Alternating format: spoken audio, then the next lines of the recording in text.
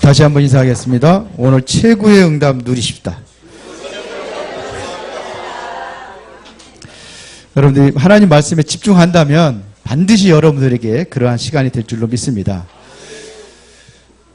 옛날에 어린이 동화책에 보면은 토끼가 나무 밑에서 잠을 자고 있는데 솔방울이 머리맡으로 뚝 떨어진 거예요.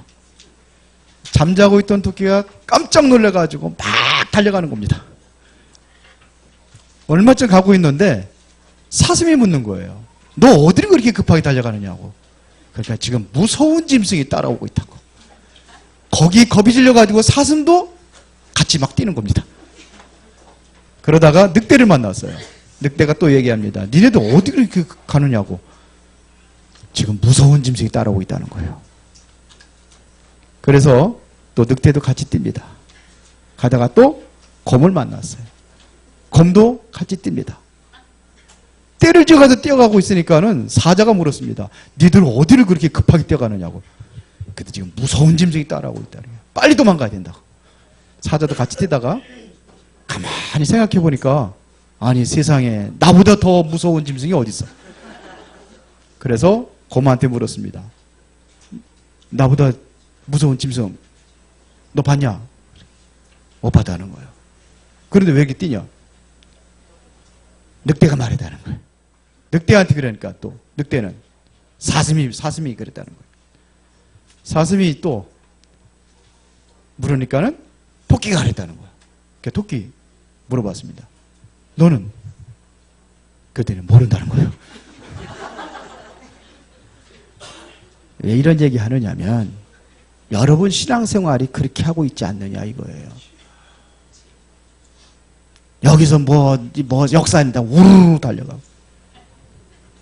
뭐 저기 예언의 능력이 있다 옛날에 그걸 우르르 달려가고 기도원에 가서 능력받다가 우르르 기도원에 달려가고 그러다가 이단에 잡혀가지고 꼼짝없이 완전히 이단에 올무가 돼가지고 그렇게 하면 안 됩니다.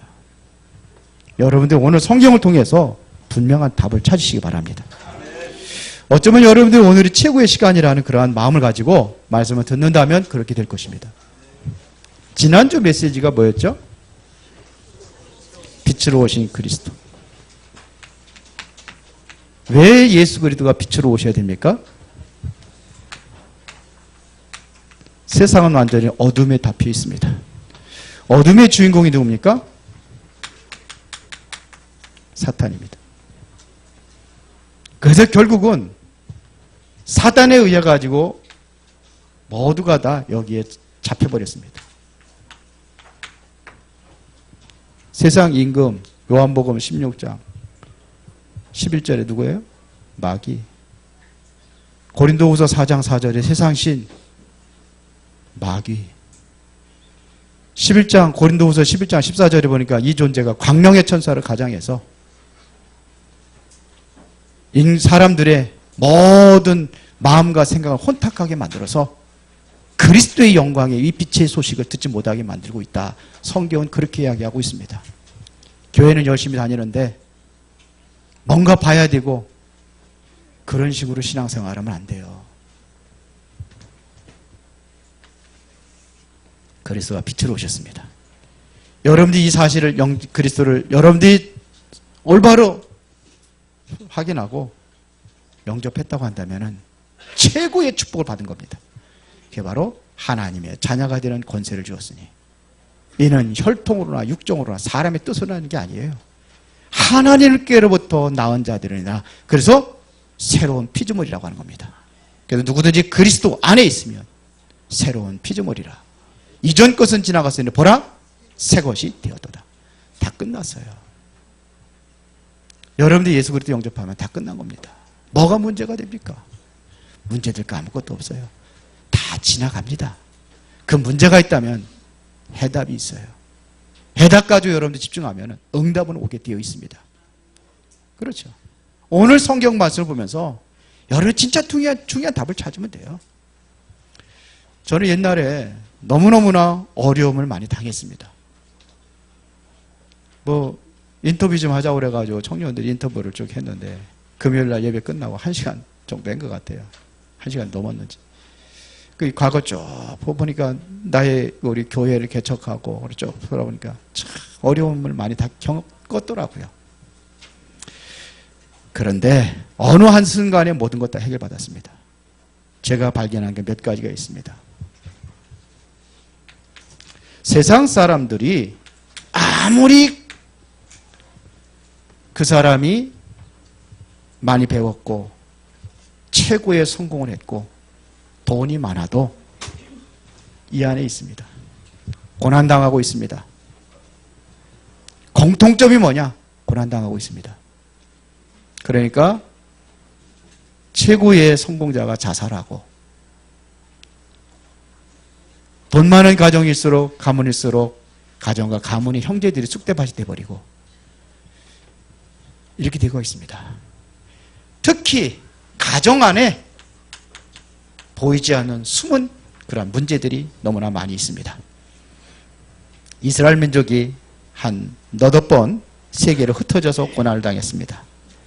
그런데 성경에서는 그걸 이야기하고 있습니다. 보이지 않는, 저도 인정하기 싫었어요. 그런데 성경에서 이야기하고 있습니다. 배후에 사단이 보이지 않게. 고도의 과학 문명이 발전해도 답을 내지 못하는 게 있습니다. 그게 뭐냐? 정신병, 정신질환, 영적인 문제, 이건 답을 내지 못합니다. 그런데 성경에서만 유일하게 왜 인간이 멸망당하고 있는지 성경에서 이야기하고 있습니다. 인간은 성공을 하고 출세하려고 몸부림을 칩니다. 그런데 사단이라는 존재는 뒤에서 가정을 공격하고 자녀들을 공격해서 무너뜨리고 있습니다. 예수님께 십자가를 지고 올라가실 때에 여인들이 눈물을 흘리면서 따라가잖아요. 그때 예수님께서 하신 말씀이 있습니다. 나를 위해서 울지 말고 너와 너의 자녀들을 위해서 울라 그랬어요. 미국 교육이 뛰어난 교육이라고 할 수 있습니다. 그런데 그곳에는 마약하는 아이들이 계속해서 드러나고 있습니다. 지금 그런 데들은 학교에서 마약을 준대잖아요. 왜? 수업이 안 되니까. 우리나라 우울증 환자들이 17%라고 합니다. 그것도 약 먹는 우울증 환자들, 약 안 먹는 우울증 환자들 포함하면은 아마 훨씬 더 높은 프로테지가 나오겠죠. 여러분들이 이거를 알고 한다면은 분명히 성경은 이 답을 얘기하고 있습니다. 그렇죠. 그건 뭐냐? 창세기 3장 15절에 여인의 후손이 와서 뱀의 머리를 사게 할 것이다 그랬어요. 이사야 7장 14절에 보라 처녀가 잉태의 아들 낳으리니 그 이름을 임마누엘 하리라 이렇게 이야기하고 있습니다. 여자의 후손이라는 게 보통 말이 아닙니다. 오늘도 여러분들 사도신경으로 신앙 고백했습니다. 여기에 보니까 동정녀 마리아에게 나시고 이게 보통 말이 아니에요. 이 사실을 알고 있다고 한다면 여러분들이 예배를 소홀하게 여기지 않을 겁니다. 그렇죠. 오늘 제목이 뭐냐? 그리스도가 주인 되는 날입니다.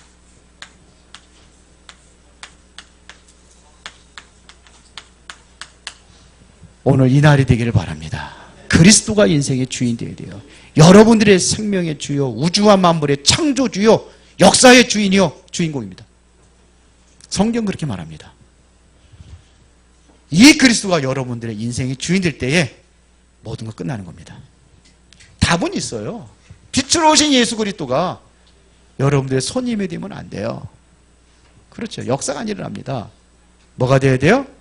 주인 돼야 돼요. 오늘 그걸 얘기하는 겁니다. 자, 오늘 한번 보겠습니다. 혼례에 예수님께서 초대를 받았습니다. 제자들과 함께 초대를 받았습니다. 여러분들 보세요. 이 혼례라는 것이요, 얼마나 중요한지 아십니까? 이스라엘 백성들은요, 결혼식을 한다 그러면 1년 동안 휴가를 내준답니다. 아, 그러니까 살고 싶죠? 그뿐만 아니라 군대 면제시켜준답니다. 그리고 이들은 3번 결혼식을 해요. 그게 뭐냐? 첫 번째는 가족들끼리 모여가지고 한번 우리나라 옛날 약혼식 같은 거 했잖아요. 약혼식 같은 거 뻑적지근하게 했는 데도 많거든요. 그러고 나서 이제는 신부집에서 결혼식을 올립니다. 그리고 이제 세 번째는 마지막 신랑집에서 결혼식을 합니다. 그게 마태복음 25장의 열처녀의 비유에서 그게 나온 겁니다. 그게 신랑을 준비하는 거, 맞이하는 겁니다. 세 번 결혼식을 해요. 그만큼 혼례가 중요한 자리다, 이런 얘기예요.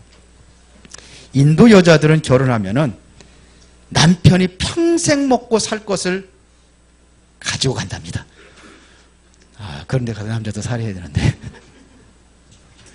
그러니까 여자들만 3명 있다. 그러면 집안 망하는 거. 그런 데서 이혼이라는 거 있을까요? 이혼율이 없어요. 거의 없대요. 혼례가 중요하다 이거예요. 그런데 이 혼례식에 문제가 왔습니다. 여러분들 잘 알고 있는 포도주가 떨어져 가는 겁니다. 포도주가 떨어져 가는 거예요. 그런데 이 포도주가 떨어져 갈 때에 마리아가 이야기합니다. 포도주가 떨어져 가고 있다. 그때니 예수님께서 말씀하셨습니다. 그게 여자요. 그게 나와 무슨 상관이 있습니까? 그래서 어머니요. 그래야 되는데 여자요. 그랬어요. 그게 나와 무슨 상관이 있습니까? 그러면 알았다. 그만둬야 될 거 아니야. 이 마리아가 하인들을 불러가지고 얘기하는 거예요. 너희들은 예수님이 무엇을 시키든지 그대로 순종하라 이거예요. 그랬더니 예수님께서 그때 나서서 하는 겁니다. 너희들은 저 돌 항아리, 6통 드는 돌 항아리, 유대인들은 발을 항상 외출하고 들어오면 발을 닦고 손을 닦아야 돼요. 그게 예절입니다. 그래야 됩니다. 그게 규례입니다. 거기다 물을 갖다 채우라는 거예요. 9가지. 그러고 그 물을 떠다가 연회장한테 갖다 주라는 거예요. 그런데 이 종들이 그대로 순종을 했어요. 그런데 그 물이 뭐가 돼버렸어요? 포도주가 돼버린 거예요. 대단하죠. 그래서 여기서 가나의 혼인잔치에서 예수님께서 첫 번째 기적을 베푸신 그 현장이 바로 오늘 본문입니다. 그러면 한번 생각해 보겠습니다. 여러분들 집에 그런 문제들이 있죠. 해결하면 좋겠죠. 그렇죠. 병든 사람 병 고치면 좋고, 돈 없는 사람 하나님께 돈 달라고 그러게 하늘에 뚝 떨어져가지고 여러분들 발 앞에다가 몇 억씩 갖다 주고. 그런데 하나님 안 하셔요. 왜 그럴까요? 왜 안 하실까요? 대부분 신앙생활 그런 식으로 해요. 그게 그리 중요합니까? 포도주 떨어진 거, 포도주 해결받는 게 중요합니까? 중요한 게 아니요. 그게 뭘 그렇게 중요합니까? 병 고쳤다. 뭐 그렇게 중요합니까? 중요하죠. 중요한데 덜 중요하다 이거예요. 그것 때문에 진짜 거를 잃어버려요. 그러니까 진짜 중요한 거 다 놓치는 겁니다. 내가 건강 응답받고 뭐 좋은 학교 가고 취직하고 가장 중요한 걸 놓쳐요. 예수님이 많은 사람들에게 복음을 전하다가 이제 밀려가지고 무리들이 밀려가지고 바닷가까지 왔어요. 바다에 왔을 때에 베드로가 거기서 그물을 씻고 있었습니다. 밤이 맞도록 고기를 잡았는데 한 마리도 못 잡은 거예요. 그물을 씻고 있어 얼마나 힘이 빠지겠습니까? 그런데 예수님께서 배를 빌려달라는 거예요. 그럼 배를 타고 이제 먼 데서 육지에 뛰어가지고 거기서 이제 메시지 말씀을 탁 전하는 거예요. 그러고 나서 예수님께서 말씀하십니다. 그물을 깊은 곳에서 내려라. 그때에 그물이 찢어질 정도로 고기를 많이 낚았어요. 한 번 낚았는데 그것도 자기 배만 채운 게 아니라 동료 배까지 불러가지고 거기까지 가득 채워버렸어요. 대단하죠. 그러면 어떻게 해야 돼요? 정말로 고맙습니다. 이것 가지고 내가 몇 달은 내가 어부 노릇 안 해도 되겠습니다. 베드로가 그랬을까요? 그게 중요한 게 아니요. 돈 좀 있으면, 돈 있다고 뭐 여러분들 뭐 세 끼 먹는 거 뭐 10끼씩 먹습니까 하루에? 그러면 죽어요. 금방 비만 걸리고 금방 그래가 무슨 콜레스테롤 생기고 죽어요. 베드로가 그랬습니다. 내가 밤이 맞도록 수고, 그러니까 베드로가 갔습니다. 나를 떠나서서 나는 죄인으로소이다. 그 고기 잡은 게 문제가 아니요. 나를 떠나서서 나는 죄인으로소이다. 뭘 발견한 겁니까? 그리스도를 발견한 거예요. 여러분들이 정말로 중요한 것을 꼭 이해해야 될 것이 있는데 그게 뭐냐? 메시아입니다. 메시아가 다른 말로 그리스도라고 하는 겁니다. 이거 놓치면 다 놓치는 겁니다. 예수님께서 물고기 2마리, 보리떡 5개로 5,000명을 먹였습니다. 근데 예수님께 계속 해줘야 될 거 아니에요. 왜 안 해줍니까? 아니 계속 해주면 인산인해도 될 거 아니에요. 그러면 전 세계 사람들 다 올 거 아닙니까? 근데 안 해줬어요. 그렇게 다 갑니다. 그때 한 소리가 있습니다. 내가 생명의 떡으로 이 땅에 온 거다. 그러면 내 피를 마시고 내 살을 먹는 자가 영생을 얻을 것이다. 그런 얘기하는 거예요. 그러니까 이 사람이 무슨 식인종이가 무슨 살을 먹고 무슨 뭐 피를 마셔. 다 도망갔어요. 그때에 예수님께 제자들에게 얘기합니다. 너희들도 가려느냐? 베드로가 그때 얘기합니다. 영생의 말씀이 계시온데 우리가 어디로 가오리까? 올바른 거를 본 거예요. 그들이 그러잖아요. 우리는 광야에서 만나와 메추라기를 먹고 살았는데 조상들이 그런 표적 보여주면 우리가 믿겠다. 근데 예수님께서 그래? 그런 거 보여줄게. 나도 할 수 있어. 아니요. 예수님 뭐라고 하는지 아십니까? 광야에서 만나를 먹고 메추라기를 먹은 사람이 지금까지 살아있느냐?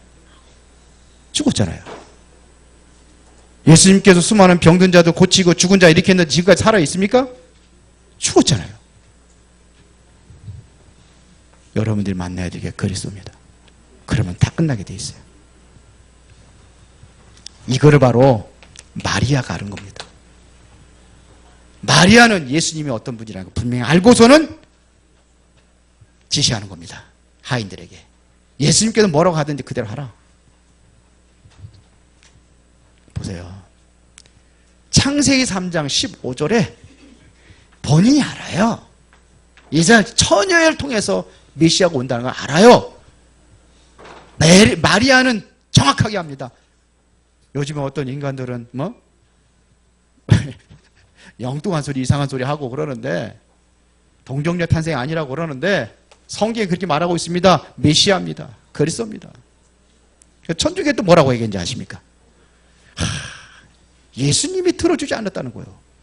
그런데 마리아가 얘기하니까 들어줬다는 거예요. 누구 이름으로 기도해요? 그래서 마리아는 모성애가 있고 그래서 예수님 이름으로 기도하는 것보다 훨씬 더 잘 들어준대. 마리아 이름으로 기도해요. 그게 올바른 신앙입니까? 이단 중에 이단입니다. 그게. 마리아가 주인이 아니에요. 그리스도가 주인이지. 그리스도가 우리 인생의 이 문제, 죄의 문제, 사단의 문제, 하나님 떠난 인생 완전히 해결하신 그리스도라는 사실을 마리아가 안 겁니다. 동정녀 탄생. 여기에 주인공입니다. 기독교는 종교가 아닙니다. 종교는 다 훌륭하고 좋은 것이라 할지라도 사단의 문제 해결할 수 없습니다. 우리 인생의 제 문제 해결할 수 없습니다. 절대로 하나님 만날 수 있는 길이 될 수가 없습니다. 그리스도만이 가능합니다. 그리스도는 여러분들의 인생의 해답입니다. 그렇죠.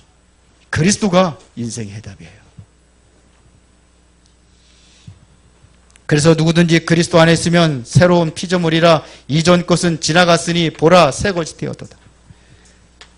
에베소서 2장 1절부터 10절에 한번 보세요. 허물과 죄로 죽었던 너희를 살리셨도다. 과거에 여러분들의 모든 죄 다 끝낸 줄 믿으시기 바랍니다. 그때 너희가 그 가운데 생하여 이 세상 풍속을 따르고 공중권세 잡은 자를 따랐으니 곧 지금 불순종의 아들 가운데 역사하는 영이라.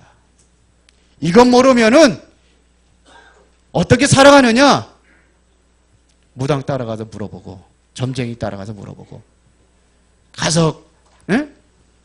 보지도 못하고, 이렇게 먹지도 못하고, 움직이지도 못하는 그거에다가 절하고 경배하고. 여러분들 그럴 필요 없어요. 이사하는 날, 손 없는 날 선택하잖아요. 지금도 그렇게 살고 있잖아요. 현재 문제 끝입니다. 사단의 종로를 타며 살아가고 있는데 그리스도가 끝내버렸습니다. 미래 문제, 현재 문제 해결. 에베소서 2장 6절에 보니까 그리스도와 함께 하늘에 앉히시니라 그랬습니다. 미래 문제 해결입니다.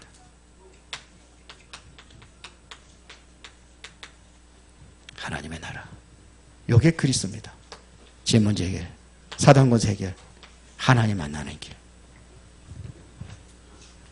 이 그리스도가 주인 되는 그날, 그때부터 하나님 역사는 시작이 되게 되어 있습니다. 현장에서 여러분들이 가는 그 현장에 하나님께서 지금도 재창조 역사를 이루고 계십니다. 여러분들이 이 그리스도에 대한 답을 얻으면 여러분을 통해서 생명의 살아나는 역사가 일어나게 되어 있습니다. 그게 증인이라고 하는 거예요. 전도하는 게 아닙니다. 증인이 되는 겁니다. 여러분들이 이걸 체험되어질 때에 여기에 뭐가 될 수 있느냐? 바로 증인이 될 수 있다 이거.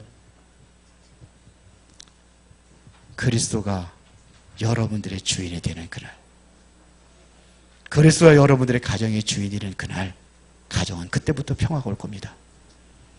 내가 주인 되잖아요. 남편의 고질스러운 그 못된 거 바꾸려고 하잖아요. 누가요? 내가. 그러니까 싸움 일어나는 거 안 바꿔지는 거예요. 자녀들의 내 중심이 돼가지고 억지로 해가지고 만들려고 하잖아요. 누가 주인이요? 내가.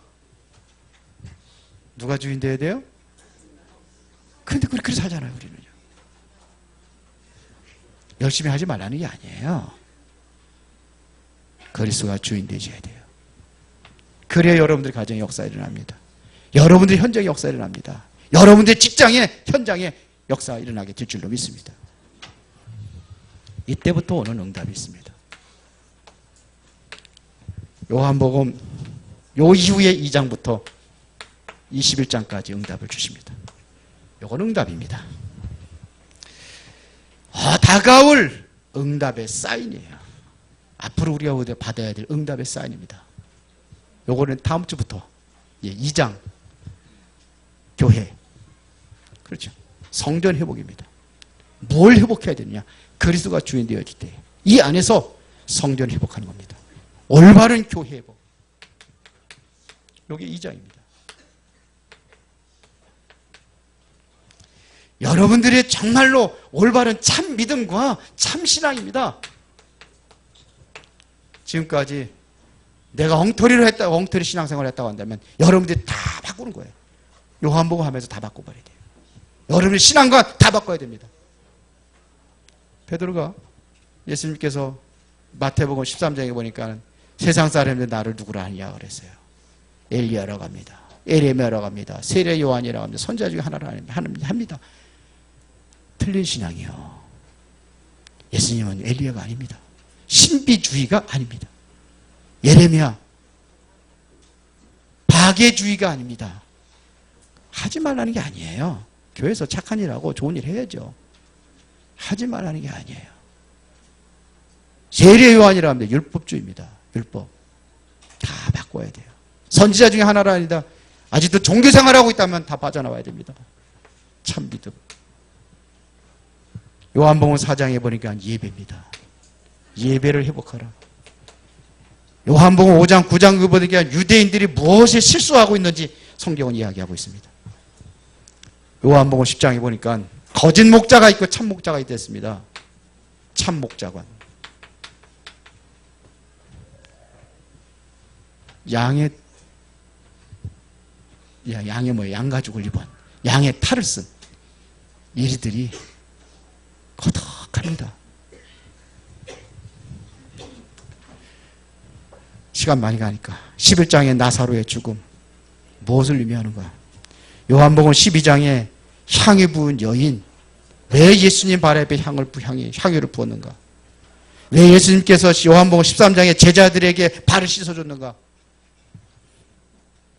요한복음 14장 17장까지 우리가 받을 유일성의 응답. 마지막 예수 그리스도의 고난과 부활입니다. 왜 죽으시고 부활해야 되는가? 그리고 21장입니다. 부활하신 예수님께서 베드로를 찾아가서 주는 사명이 무엇이냐? 우리가 감당해야 될 사명이 무엇이냐? 결론입니다. 11절에 보니까 뭐라고 그랬습니까? 예수께서 이 첫 표적을 갈릴리 가나에서 행하여 그의 영광을 나타내시며 제자들이 그를 뭐하니라? 믿으니라. 그랬어요. 제자들이 그를 믿으리니라. 여러분들 이 믿음이 있어야 됩니다. 예수는 그리스도라는 분명한 믿음이 있어야 됩니다. 여러분들이 여기에서 진정한 은혜 받고 내가 먼저 이것이 뭐가 되느냐? 체험되어야지. 예수가 그리스도 정말 맞구나. 내 인생의 모든 문제 다 끝났구나. 이게 나와야 돼요. 그러면 지금도 우리에게 주신 언약이 있잖아요. 언약을 붙잡으면 됩니다. 그러면 반드시 뭐가 되느냐? 하나님의 약속은 응답받게 되어 있습니다. 풀은 마르고 꽃은 시드나 여호와 말씀은 영영이 서리라 하라. 그랬거든요. 이 말씀이 들려질 때 여러분들의 새로운 응답의 역사가 시작되게 되어 있습니다. 그래 응답이 오는 거예요. 그 전에 응답들은 가짜 응답일 수도 있어요. 복음 모르면 가짜 응답일 수 있어요. 참 응답을 더 받아들이시기 바랍니다. 이제 여러분들이 언약을 붙잡았다고 한다면 여기에 여러분들이 집중하는 겁니다. 초대교회 성도들이 예수님께서 마지막 승천하시기에 주어진 말씀이 무엇입니까? 감람원이라는 산에서 40일 동안 하나님의 나라 얘기했습니다. 그러면서 뭐 얘기합니까? 약속한 것을 기다려라. 너희는 몇 날이 못 뛰어서 성령을 받을 것이다. 성령 받으면 어떻게 될 것이냐? 오직 성령이 너에게 마시면 내가 권능을 받고 예루살렘과 온 유대와 사마리아 땅끝까지 내 증인이 되리라. 그런데 이거 붙잡고 1장 14절에 그들이 마가의 집에 모여서 뭐 했습니까? 오로지 기도에 힘쓰니라. 그때 일어난 응답이 폭발적인 역사가 일어났습니다. 그렇죠. 진짜 그리스도가 주인 되어야 돼요. 머리로만 아는 게 아니라 여러분들이 이게 정말로 체험돼야 돼요. 하나님은 여러분들에게 그 응답 모든 걸 준비해 놓은 줄 믿습니다. 오늘 말씀 듣고 인생 완전히 바꾸세요. 옛들 다 빼버리고 새 틀을 준비하시기 바랍니다. 그러면 됩니다. 미국의 어떤 가정에 9명의 자녀들이 있었어요. 9명의 자녀들이 있는데 아버지가 죽은 거예요, 일찍. 그러니까 이웃집에 있는 사람이 와가지고 얘기하는 겁니다. 그 9명 당신 여자의 몸을 어떻게 다 키울 수 있겠냐. 그러니까 고아원에다가 여기저기 고아원에다 흩어서 그러면 고아원에서 먹여주고 학교 공부시키고 다 할 거 아니냐. 그렇게 해라. 그래서요. 이 소리를 듣고 옆방에 있던 아이들이 뛰어나와서요. 울면서 얘기하는 겁니다. 엄마 제발 우리 집 버리지 말라고. 빵 한 개 있으면 같이 나눠 먹으면 될 거 아니에요. 그때 이 어머니가 울면서 얘기합니다. 그래. 지금부터 우리 기도하는 거다. 올바른 신앙생활 하자. 그래서 같이 했어요. 9명이 다 성공했습니다. 그 중에 하나가 누군지 알아요? 세계를 변화시킨 무디가 나왔어요. 복음 언약, 그리스도. 하나님이 주신 내게 주신 언약 집중하면 돼요. 지금 나의 생각 모든 거 버리고 그리스도가 나의 어디서 과거, 현재, 현재, 미래 문제 다 끝내버렸어요. 그러면 되는 겁니다. 시골의 어떤 집사가 장로가 됐어요. 근데 어느 날 자기가 일하고 있는 일터의 움막에 불량배가 와서 자고 있는 거예요. 그래서 그 아이에게 조용히 밥도 주고 그때 얘기도 해주고 그 이 아이가 감동을 받은 거예요. 그게 누군지 아십니까? 한국을 변화시켰던 김익두 목사입니다. 복음 안에 있으면 돼요. 그러나 하나님께서는 하나님이 변화시키는 거예요. 내가 하는 게 아닙니다. 복음 속에 들어가시기 바랍니다. 초등학교 나온 장로가 철강 회사에 취직을 했습니다. 근데 장로요. 근데 주일날 일을 해야 될 거 아니에요. 주일날 일하면 안 되잖아요. 일을 하는 거라. 그래서 사장을 찾아간 겁니다. 다른 사람들이 다 회피하고 있는 이 공장에 굴뚝 청소를 내가 하겠습니다. 그거 한 번 갖다 놓으면 뭐 한 달 동안 냄새가 난대요. 그거 열심히 한 겁니다. 그리고 이제 일하다 보면 장갑 있잖아요, 장갑. 장갑을 다 집에 가져가도 뭐 하다가 빨아가지고 또 떨어지는 건 깁고, 그리고 다시 달아주는 거예요. 이랬더니 이 사람이 소문이 난 거예요. 그래서 회장이 그 사람을 불러다가 강의를 시킨 거예요. 그 뭐 얘기했냐면요. 내가 이렇게 헌신해가지고 신앙생활 하면서 동생들 다 뒷바라지 해가지고 서울대 나오고 저 성공시킨 거. 신앙생활 한 거. 이 사람이 박정희 대통령한테 불러간 겁니다. 그래서 뭐였냐? 새마을 교육 연수 거기에 강사로 세운 겁니다. 여러분들이 하나님 앞에 서면 돼요. 여러분들이 그리스도의 주인 모시고 모든 거 내려놓고 주님 앞에 맡기는 그날, 여러분들에게 동일한 응답이 일어나게 될 줄로 믿습니다.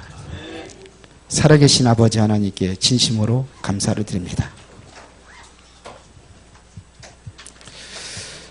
그리스도가 나의 주인 되어질 때에 하나님의 역사는 일어나게 될 줄로 믿습니다. 내가 주인이 아니라 나는 죽고 내 안에 그리스도가 사는 역사가 일어나기를 소원합니다. 모두에게 오늘 최고 응답받는 축복의 날이 되게 하옵소서.